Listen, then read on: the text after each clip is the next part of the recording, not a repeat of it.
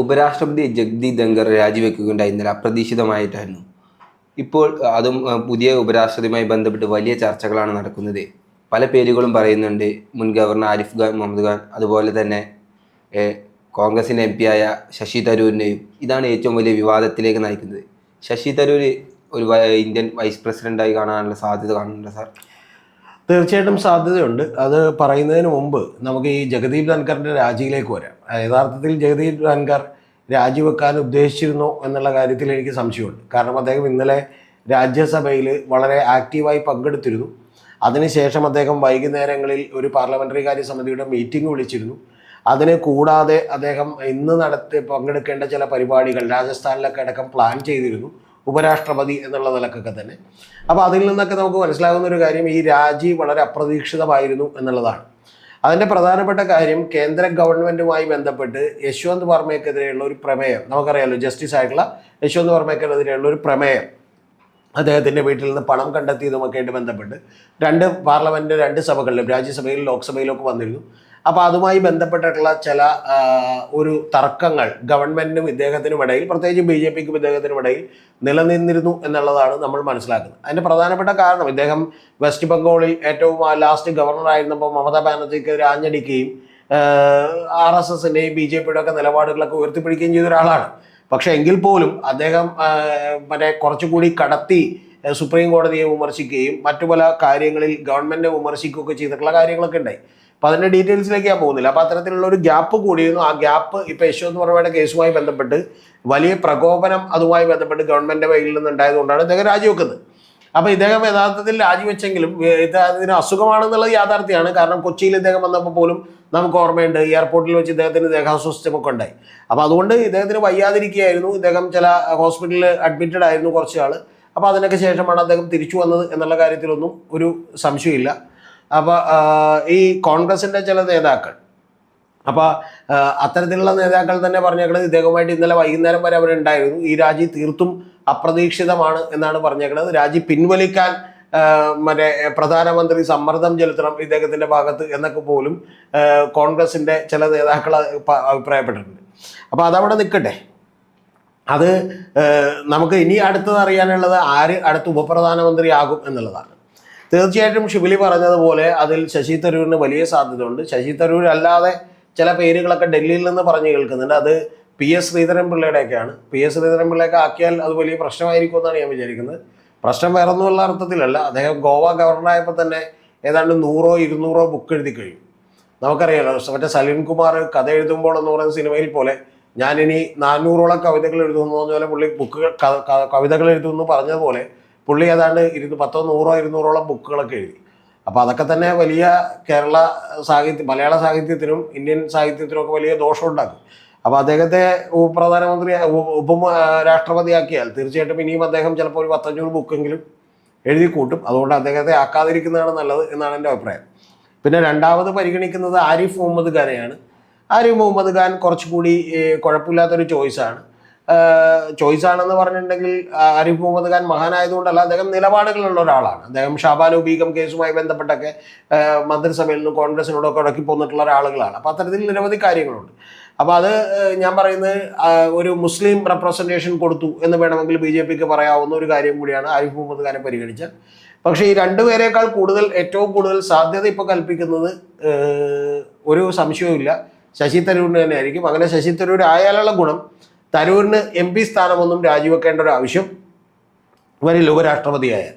രണ്ടാമത്തെ കാര്യമെന്ന് പറയുന്നത്, ശശി തരൂരിനെ സംബന്ധിച്ചിടത്തോളം ഈ പറയുന്ന BJPയിലേക്ക് പോയി എന്ന് പറയുന്ന ഒരു ഔദ്യോഗികമായ പാർട്ടി മാറ്റത്തിൻ്റെ ആവശ്യവും ഉണ്ടാവില്ല.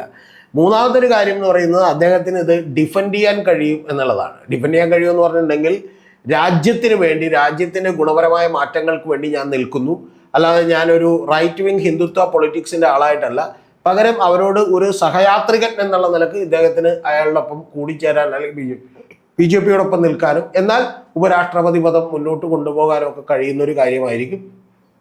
അങ്ങനെ വന്നാൽ ഏറ്റവും വലിയ നഷ്ടം പറ്റുക തീർച്ചയായിട്ടും കോൺഗ്രസിനായിരിക്കും എന്നുള്ള കാര്യത്തിലൊരു സംശയവുമില്ല.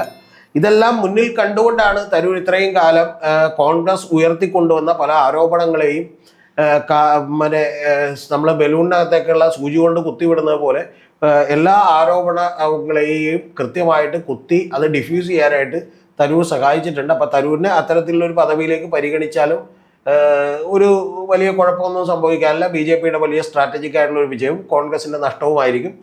ഞാൻ ഷിബിലിയോട് നേരത്തെ തന്നെ നമ്മൾ ശശി തരൂരിനെ കുറിച്ച് വീഡിയോ ചെയ്തപ്പോൾ ഞാൻ പറഞ്ഞിട്ടുണ്ട്, ശശി തരൂർ ഒരിക്കലും ഒരു കേന്ദ്രമന്ത്രി പദം കൊണ്ടോ അല്ലെങ്കിൽ ഏറ്റവും പ്രമുഖമായിട്ടുള്ള ഏതെങ്കിലും മന്ത്രി പോർട്ട്ഫോളിയോ ആയിരിക്കണം, അല്ലെങ്കിൽ ഒരു സാധാരണ മന്ത്രി പദം കൊണ്ടോ അല്ലെങ്കിൽ കേരളത്തിലൊരു മന്ത്രിയായോ ഒന്നും ഒതുങ്ങാൻ സാധ്യതയുള്ള ഒരാളല്ല. കാരണം അദ്ദേഹത്തെക്കുറിച്ച് തന്നെ വിചാരിക്കുന്നത് കുറച്ച് ഹൈ ലെവലിലാണ്. യാഥാർത്ഥ്യവുമാണ്, അദ്ദേഹത്തിന് അത്തരത്തിലുള്ളൊരു കാലിബർ ഉണ്ട് നമ്മുടെ പല നേതാക്കന്മാരായിട്ട് നോക്കും. അപ്പോൾ അദ്ദേഹത്തിന് കിട്ടേണ്ട സ്ഥാനങ്ങൾ ഒന്നുകിൽ മുഖ്യമന്ത്രി പദം കിട്ടണം കേരളത്തിൻ്റെ, അത് പക്ഷേ നമുക്കറിയാം അത് എളുപ്പത്തിൽ സാധ്യമാകുന്ന ഒരു കാര്യമല്ല. രണ്ടാമത്തേതെന്ന് പറഞ്ഞാൽ അദ്ദേഹത്തിന് കേന്ദ്രത്തിൽ അല്ലെങ്കിൽ പ്രതിരോധ വകുപ്പ് മന്ത്രിയോ അല്ലെങ്കിൽ അതുപോലെയുള്ള വിദേശകാര്യ വകുപ്പ് മന്ത്രിയോ പോലെയുള്ള പദങ്ങൾ കിട്ടണം. അതല്ലെങ്കിൽ UN സെക്രട്ടറി ജനറൽ ആവണം. അല്ലെങ്കിൽ ഞാൻ പറഞ്ഞിട്ടുള്ള ഒരു ഓപ്ഷനാണ് ഉപരാഷ്ട്രപതിയോ അല്ലെങ്കിൽ രാഷ്ട്രപതിയോ ഒക്കെ ആകണം എന്നുള്ളത്.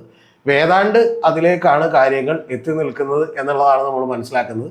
മറ്റ് ആളുകളെയൊക്കെ പരിഗണിക്കുന്നു എന്നുള്ള പേരുകൾ പോലും BJP മനഃപൂർവ്വം പുറത്തുവിടുകയാണോ എന്ന് ഞാൻ വിചാരിക്കുന്നുണ്ട്. കാരണം ആ പേരുകളേക്കാളൊക്കെ കുറെ കൂടി ഒരു ജനസമ്മതി ഒരുപക്ഷെ ശശി തരൂരിന് കിട്ടാനുള്ള എല്ലാ സാധ്യതകളും ഉണ്ട്.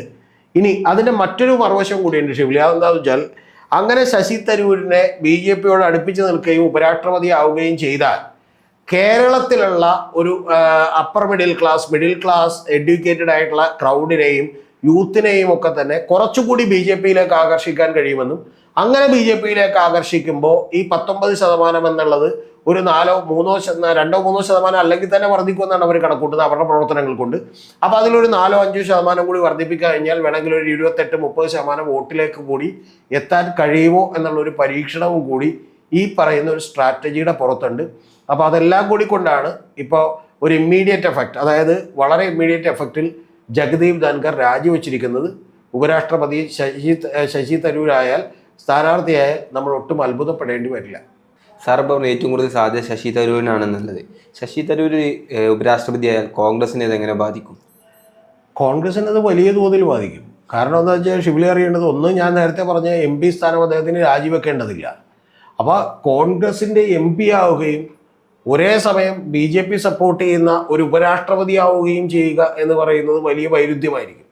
ഇനി അല്ലെങ്കിൽ എന്ത് ചെയ്യണമെന്ന് വെച്ചാൽ കോൺഗ്രസ് കൂടി ഉപരാഷ്ട്രപതി സ്ഥാനത്തേക്ക് ശശി തരൂരിനെ സപ്പോർട്ട് ചെയ്യണം. അങ്ങനെയാണെങ്കിൽ വലിയ കുഴപ്പമുണ്ടാവില്ല. അതായത് ഇവർ രണ്ടുപേരും, അതായത് BJP-യും കോൺഗ്രസും കൂടി ഒരുമിച്ച് നിങ്ങൾക്കൊരു ഉപരാഷ്ട്രപതി സ്ഥാനം തന്നേക്കാം, ഇപ്പോൾ ഡെപ്യൂട്ടി സ്പീക്കറൊക്കെ കൊടുക്കുന്ന പോലെ അങ്ങനെ ഒരു കീഴ്വഴക്കം അല്ലെങ്കിൽ ഒരു മഹത്തായ കീഴ്വഴക്കം, ഞങ്ങൾക്കാണ് ഭൂരിപക്ഷം പക്ഷേ എങ്കിൽ പോലും നിങ്ങൾക്ക് നമ്മൾ തരാം എന്ന് പറഞ്ഞൊരു ചർച്ച നടത്തുകയും അങ്ങനെ കോൺഗ്രസിൻ്റെ ഒരു കാൻഡിഡേറ്റായി ശശി തരൂർ വരികയും ആ ശശി തരൂരിനെ ഭരണപക്ഷം പോലും പിന്തുണയ്ക്കുകയൊക്കെ ചെയ്യുന്ന വളരെ മനോഹരമായ ഒരു കിരാശേരി നമുക്ക് സ്വപ്നം കാണാം. പക്ഷെ ഇപ്പോഴത്തെ അവസ്ഥയിൽ അങ്ങനെ ശശി തരൂരിനെ ആ സ്ഥാനത്തേക്ക് എത്തിക്കുന്നതിൽ കോൺഗ്രസിന് ഒരു താല്പര്യവും ഉണ്ടാവില്ല. അവിടെ ഇരുന്നുകൊണ്ട് ശശി തരൂർ എന്താണ് പറയാൻ പോകുന്നത്, കോൺഗ്രസിനെ പ്രശ്നത്തിലാക്കുന്ന നടപടികളായിരിക്കും കോൺഗ്രസിന് അറിയാം.